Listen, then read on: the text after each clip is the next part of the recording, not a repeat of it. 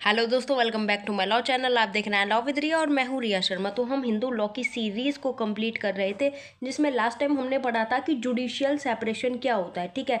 और आज भी हम बहुत ही ज़्यादा इंपॉर्टेंट टॉपिक को करने वाले हैं, जो कि इंग्लिश और हिंदी दोनों स्टूडेंट्स के लिए बहुत ज़्यादा प्रॉफिटेबल होगा, क्योंकि यहाँ पर आपको अच्छा खासा स्टडी मटीरियल देखने के लिए मिलेगा। ओके, तो आज हम करेंगे शून्य विवाह और शून्यकरणीय विवाह, यानी कि वॉइड मैरिज क्या होती है, इसके कौन कौन से ग्राउंड्स हैं, यानी कि कौन कौन से आधार हैं, और वॉइडेबल मैरिज क्या है, और ये जो दोनों तरह की शादी हैं, वॉइड मैरिज और वॉइडेबल मैरिज, इनके क्या परिणाम होते हैं। ठीक है, बहुत ही ज़्यादा इंपॉर्टेंट टॉपिक है और बहुत बार पेपर में आता है। ठीक है, डायरेक्टली इनडायरेक्टली हर बार आता है, पूछ लेता है शून्य विवाह से आप क्या समझते हो, या पूछ लेगा शून्यकरणीय विवाह से आप क्या समझते हो। ठीक है, वेरी शॉर्ट में भी पूछ लेगा, लॉन्ग में भी पूछ लेगा, तो ये वाला समझना बहुत ज़्यादा इंपॉर्टेंट है। अब पहले मैं आपको ओवरव्यू देती हूँ कि ये दोनों तरह की जो शादियाँ ये होती क्या है। ठीक है, बहुत ज़्यादा ध्यान से सुनना, क्योंकि सारी चीज़ यहीं पे क्लियर हो जाएगी 2 मिनट में आपकी। ठीक है, सुनो। शून्य विवाह यानी कि वॉइड मैरिज, शून्य विवाह जैसे कि नाम से पता चल रहा है, शून्य विवाह जो शून्य है, जो बेकार है। ठीक है, तो शून्य विवाह ऐसा विवाह होता है, ऐसी शादी होती है जो शुरू से ही इनवैलिड होती है कानून की नज़र में। यानी कि अगर आप शून्य विवाह करते हो तो वो कानून की निगाह में अनवैलिड है। अब इसके आधार के अंदर हम ये पढ़ेंगे कि कौन कौन सी शादी इनवैलिड हैं। अब एक एग्जाम्पल लो आप, मान लो आप अपने भाई से शादी करती हो, आप एक लड़की हो, आप अपने ही भाई से शादी कर रही हो, तो ये जो शादी है ये शून्य विवाह है, यानी कि ये वर्ड मैरिज है। कानून इस शादी को कुछ भी नहीं मानेगा और कानून की निगाह में यह अवैध मैरिज है। इसके सिवा एक और एग्जांपल लो, मान लो एक 6 साल की लड़की की शादी एक 52 साल के आदमी से कर देते हैं। 6 साल की लड़की की शादी 52 साल के आदमी से, तो ये जो मैरिज है ये मैरिज भी वॉइड मैरिज है। वॉइड मैरिज शुरू से ही अवैध यानी कि इलीगल होती है, कानून इसे मान्यता नहीं देता। अगर आप किसी लड़की की छोटी बच्ची की शादी करते हो तो वो शुरू से ही इनवैलिड है, वरना मतलब वो लीगल नहीं है, वो शुरू से ही इनवैलिड है। ठीक है, तो आप समझ गए, शून्य विवाह यानी कि वर्ड मैरिज जो होती है ये स्टार्टिंग से इलीगल होती है, यानी कि कानून की निगाह में इसका कोई रोल नहीं है, ये अवैध है। ठीक है, शून्य विवाह समझ गए। अब समझते हैं शून्य करणीय विवाह यानी कि वॉइडेबल मैरिज। एक तरफ जहाँ पे शून्य विवाह जो है ये शुरू से अवैध है, वहीं पे शून्य करणीय विवाह जो होता है ये स्टार्टिंग में अवैध नहीं होता, ये बाद में अवैध बन जाता है। यानी कि स्टार्टिंग में ये बढ़िया होता है, परफेक्ट होता है, लेकिन बाद में कंडीशंस ऐसी आती हैं, कुछ चीज़ें ऐसी पता चलती हैं कि ये खुद पे खुद इनवैलिड बन जाता है। ठीक है, अब इसे 2 एग्जाम्पल से हम समझने वाले हैं।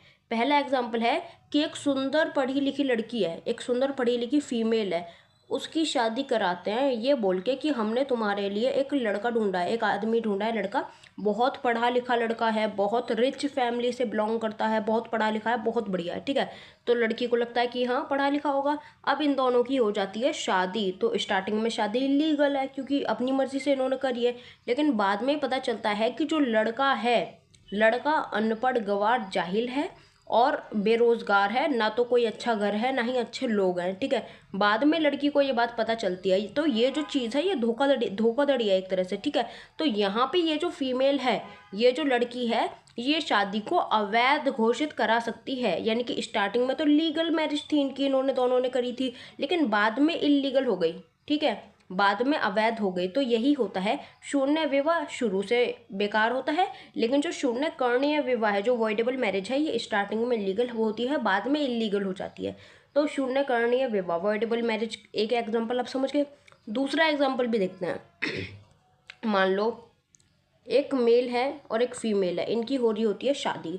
अब लड़का है इम्पोर्टेंस यानी कि नपुंसक है लड़का, और वो ये बात फीमेल को नहीं बताता, जबकि पता होनी चाहिए। ठीक है, और वो इस बात को छुपाता है और शादी के टाइम पे उसे इम्पोर्टेंसी होती है, यानी कि वो नपुंसक होता है उस टाइम पे, और फिर वो उस फीमेल से शादी कर लेता है। बाद में फीमेल को ये बात पता चलती है कि मेरे साथ झूठ बोला गया, फ्रॉड हुआ है मेरे साथ, तो ये जो वाइफ है ये अपने मैरिज को वॉइडेबल करा सकती है, यानी कि शून्य करणीय करा सकती है। स्टार्टिंग में तो लीगल थी दोनों की मैरिज, क्योंकि लड़की को पता नहीं था उसके साथ धोखा हो रहा है, लेकिन बाद में जब उसे पता चलता है तो वो मैरिज जो है वो इलीगल हो जाएगी, वो कोर्ट में जाके अपनी मैरिज को खारिज करा सकती है।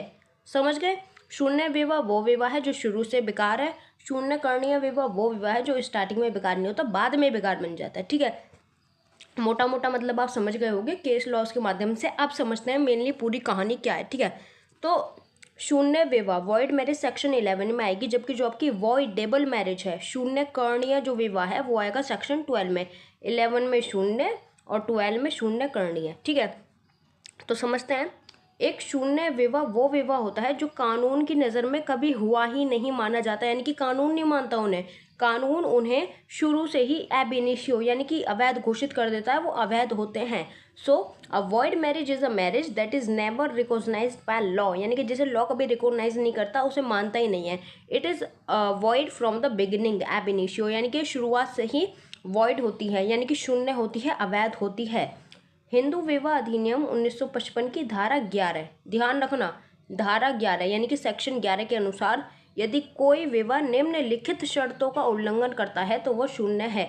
यानी कि अब मैं कुछ शर्त आपको बताऊंगी, 2-3, जिन शर्तों के हिसाब से आपकी शादी शून्य घोषित होगी, यानी कि शुरू से ही बेकार मानी जाएगी। अब कौन कौन से आपकी ये शर्तें हैं वो सुनो। अब पेपर में कैसे बनेगा क्वेश्चन, क्वेश्चन ऐसे भी बन सकता है कि शून्य विवाह के आधार बताओ, यानी कि वो कौन कौन से आधार हैं जहाँ पे एक शादी शून्य है, या ये भी बन सकता है कि कौन कौन सी शर्तों का उल्लंघन करने पे शादी शून्य हो जाएगी। दोनों एक ही बात है, थोड़ा दिमाग लगाओ, दोनों एक ही बात है। ठीक है, तो पहली जो इसमें पॉइंट है वो ये है, एकल विवाह का उल्लंघन, यानी कि वॉयलेशन ऑफ मोनोगेमी, सेक्शन 5(1). अब ये जो सेक्शन 5 है, सेक्शन 5 1 2 3 4 5, ये हमने पढ़ी थी विवाह की शर्तों वाला जो टॉपिक था उसके अंदर, यानी कि कौन कौन से विवाह वैलिड है, इनवैलिड है, उस वाले टॉपिक में हमने पढ़ा था कि विवाह की शर्त कौन सी है, कब हमारा विवाह वैलिड माना जाएगा। ठीक है, चाहो तो वो वीडियो देख लेना। सो कम टू द पॉइंट।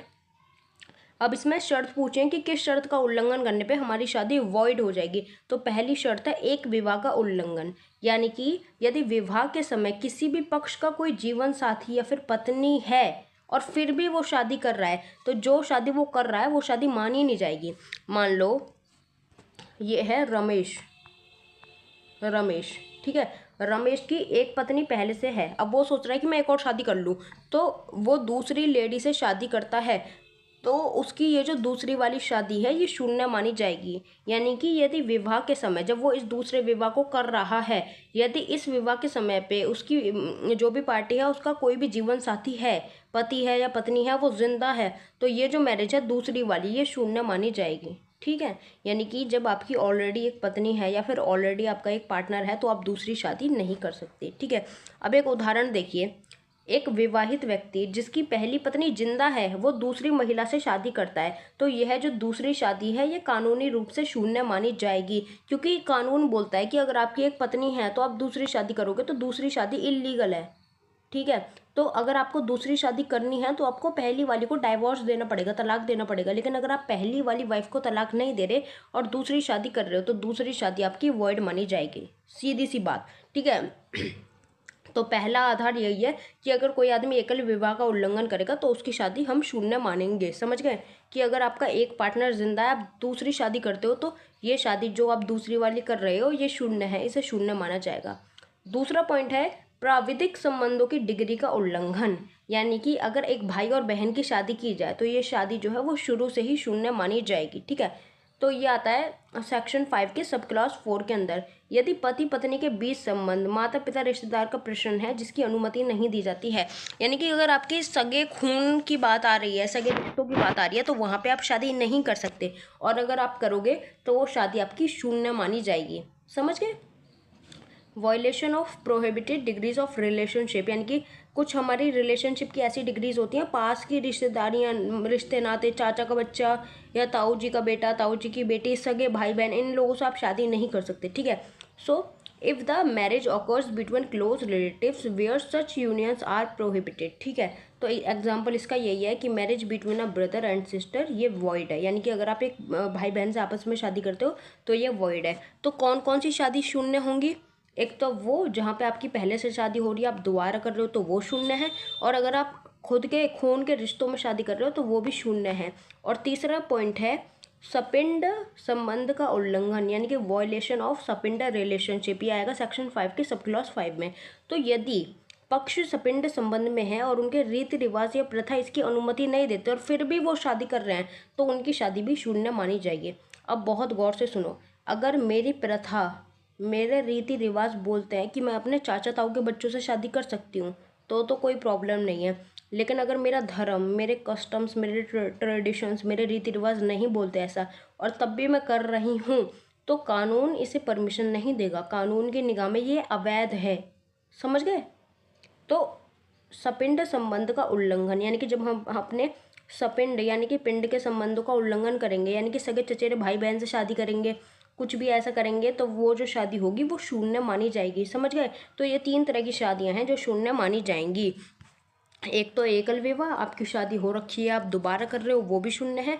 अपने खून के रिश्तों में कर रहे हो, वो भी शून्य है। और चाचा ताऊ मामा भांजे जो भी है इनमें कर रहे हो, तो वो भी शून्य की कैटेगरी में आने वाली है।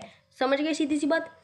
अब ये जो शून्य मैरिज है, इसके क्या परिणाम होंगे? पहला परिणाम तो ये है कि ये शुरू से ही अमान्य होगा, यानी कि अगर शून्य विवाह आप कर रहे हो तो वो स्टार्टिंग से ही इनवैलिड है कानून की निगाह में। दूसरा, पति पत्नी के कोई कानूनी संबंध उत्पन्न नहीं होते। एक सीधी सी बात बताओ, जब ये शून्य विवाह अमान्य है, कानून इसे परमिशन नहीं दे रहा, तो कानूनी संबंध की बात कहाँ से आई? ठीक है, तो जब ये कानूनी रूप से अमान्य है तो कानूनी संबंध भी उत्पन्न नहीं होंगे। तीसरी बात, संतानें वैध मानी जाती हैं परंतु उन्हें माता पिता की संपत्ति में उत्तराधिकार प्राप्त नहीं होता। यानी कि अगर आप शून्य विवाह कर रहे हो, वॉइड मैरिज कर रहे हो, तो आपकी जो मतलब संतान है, जो आपकी चिल्ड्रन है, वो लेजिटिमेट माने जाएंगे, यानी कि वैध लीगल माने जाएंगे, लेकिन उन्हें संपत्ति में कोई अधिकार नहीं मिलने वाला। आखिरी बात है कि कोई भी पक्ष या अन्य व्यक्ति इस अदालत में चुनौती दे सकता है। अगर कोई शादी शून्य मैरिज है, यानी कि स्टार्टिंग से ही इनवैलिड है, तो उसे कोर्ट के अंदर चुनौती दी जा सकती है। ठीक है, शून्य विवाह आप समझ गए कंप्लीटली। अब इसका एक केस लॉ और देखो। केस है कृष्णा वेनी बनाम श्रीनिवास राव। तो इस मामले में आंध्र प्रदेश हाईकोर्ट ने माना कि सेक्शन 5(1) के तहत दूसरा विवाह शून्य होता है। यानी कि अगर पहले से आपकी एक शादी हो रखी है, आप दूसरी शादी करोगे, तो ये जो दूसरी शादी आप कर रहे हो ना, ये वॉइड है। ये क्या है? वॉइड है। ठीक है, तो पहली पत्नी उस विवाह को रद्द करने के लिए मुकदमा दायर कर सकती है। So the first wife can file a suit to get it annulled. समझ गए? तो पहली शादी अगर हो रखे और आप दूसरी कर रहे हो, तो दूसरी वाली वॉइड है, शून्य है। ठीक है, अब आ जाओ शून्य करणीय यानी कि वॉइडेबल मैरिज सेक्शन 12 के ऊपर। अगर आपको वॉइड मैरिज सेक्शन 11 समझ में आया तो कमेंट करके बताना। ठीक है, अब देखते हैं शून्य करणीय विवाह यानी कि वॉइडेबल मैरिज क्या होती है। तो ये शून्य करणीय विवाह वो विवाह होता है जो शुरू में वैध यानी कि लीगल लगता है हमें, लेकिन इसमें कुछ ना कुछ कमियां होती हैं जिनके कारण एक पार्टी जो है वो अदालत के माध्यम से इसे रद्द करवा सकती है। अब कौन कौन सी कमियां हैं? 3-4 कमियां हम देखने वाले हैं, ध्यान से सुनते हुए चलना। ठीक है, so a voidable marriage is one that appears valid initially, यानी कि इनिशियली हमें ये वैलिड लगती है, लीगल लगती है, बट हैज़ सम डिफेक्ट, यानी कि इसमें कुछ ना कुछ डिफेक्ट होते हैं, due to which one of the party can seek annulment through the court, यानी कि जिसकी वजह से एक जो पार्टी है वो इसे अदालत में चुनौती दे सकती है और रद्द करा सकती है। ठीक है, और जब तक इसे अदालत के द्वारा रद्द नहीं किया जाता ये वैलिड ही मानी जाएगी। ठीक है, मान लो 6 साल की लड़की की शादी 72 साल के आदमी से कर दी, तो अगर ये मामला कोर्ट में नहीं गया तो ये लीगल है, चल रही है, क्योंकि अब भी ऐसा हो रहा है कि बहुत बच्चों की शादी कम उम्र में हो जाती है। तो अगर इसे कोर्ट में चुनौती नहीं दी गई तो ये चल रही है, ये वैध बनी रहेगी। लेकिन जब इसे कोर्ट में चुनौती दी जाएगी और कोर्ट इसे रद्द कर देगी, तब मज़ा आएगा। ठीक है, तो शून्य करणीय विवाह वो विवाह होते हैं जो शुरू में हमें वैध लगते हैं यानी कि वैलिड लगते हैं, लेकिन बाद में उनमें कुछ कमियां होती हैं और उन कमी की वजह से हम अपनी शादी तोड़ सकते हैं। ठीक है, अब वो कौन कौन से ग्राउंड हैं, कौन कौन से आधार हैं, अब वो समझो। तो ये जो आधार हैं ये भी सेक्शन 12 के अंदर आ रहे हैं। नपुंसकता यानी कि इम्पोर्टेंसी, इसका एग्जाम्पल मैंने आपको पहले ही दे दिया था। ठीक है, यदि मैरिज के टाइम पे, शादी के टाइम पे याचिकाकर्ता यानी कि आवेदन करने वाला पक्ष उसे ये पता चले कि पति या फिर पत्नी से यौन संबंध बनाना संभव नहीं था, यानी कि सेक्सुअल रिलेशन बनाना जो स्पाउस में था वो पॉसिबल नहीं था अकॉर्डिंग टू सेक्शन 12(1)(a), तो सामने वाला पर्सन जो है वो याचिका बोल लो या फिर मतलब कुछ भी बोल लो, वो दर्ज कर सकता है कोर्ट में जाके, मतलब अर्जी लगा सकता है कि मुझे इससे छुटकारा दिलाओ, हमारा जो विवाह है वो वॉइडेबल करा दो। यानी कि स्टार्टिंग में नहीं पता था, यानी कि शुरुआत में नहीं पता था, बाद में पता चलता है कि ये तो इम्पोर्टेंस है, इसमें नपुंसकता है, तो वो शादी पहले लीगल थी लेकिन बाद में हम उसे इलीगल घोषित करा सकते हैं। अब एक उदाहरण देखो, यदि पत्नी को विवाह के बाद ये चीज़ पता चली कि उसके पति में शारीरिक अक्षमता है और ये विवाह के समय भी मौजूद थी लेकिन उसे बताया नहीं गया, तो वो विवाह को रद्द करने के लिए याचिका दायर कर सकती है। ठीक है। यानी कि if a wife find out after marriage that her husband is physically incapable, यानी कि जो फिजिकली उसका हस्बैंड है इनकैपेबल है, यानी कि उसमें क्षमता नहीं है, then she can file a petition to annul the marriage, यानी कि मैरिज को ख़त्म करने के लिए या फिर रद्द करने के लिए वो एक पिटिशन यानी कि याचिका दायर कर सकती है, वो बोल सकती है। तो यहाँ पे हम समझ गए कि जो शून्यकरणीय विवाह होता है स्टार्टिंग में हमें वैलिड लगता है, लेकिन बाद में कुछ कमी की वजह से इनवैलिड हो जाता है। अब इसमें एक केस लॉ है युवराज सिंह वर्सेस विनीता कुमारी 2013। तो इस मामले में नपुंसकता को शून्यकरणीय विवाह का आधार माना गया, यानी कि अगर कोई आदमी नपुंसक है शादी के टाइम पे तो जो मैरिड है वो बाद में रद्द की जा सकती है, ठीक है। So Yuvraj Singh versus Vinita Kumari 2013, in this case impotency was considered a valid ground for voidable marriage, ठीक है। तो वॉइडेबल मैरिज के लिए पहला ग्राउंड यानी कि पहला आधार ये हो गया। दूसरा है मानसिक विकार यानी कि मेंटल डिसऑर्डर।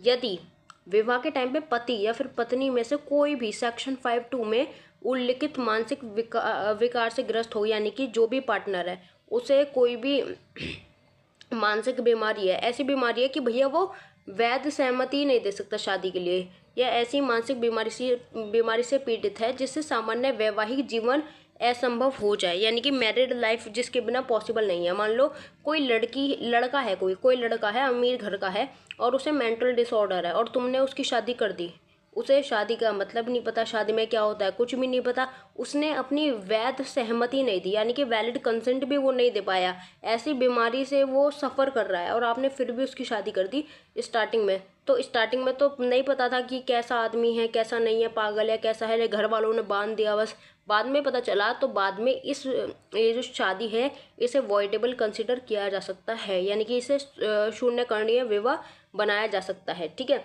अब इसका एक उदाहरण देखो, यदि पति मानसिक रूप से अस्वस्थ है और उसका व्यवहार असामान्य है, यानी कि एबनॉर्मल बिहेव करता है वो, ठीक है, और उससे पत्नी सामान्य जीवन नहीं जी सकती, यानी कि पति जो है बहुत एबनॉर्मल बिहेव करता है और पत्नी इस वजह से नॉर्मल लाइफ जी नहीं पा रही है, तो पत्नी अदालत में विवाह को शून्य करने घोषित करने की याचिका दायर कर सकती है, यानी कि वाइफ बोल सकते हैं कि सर प्लीज़ आप इसे वॉइडेबल मैरिज डिक्लेयर कर दीजिए, ठीक है।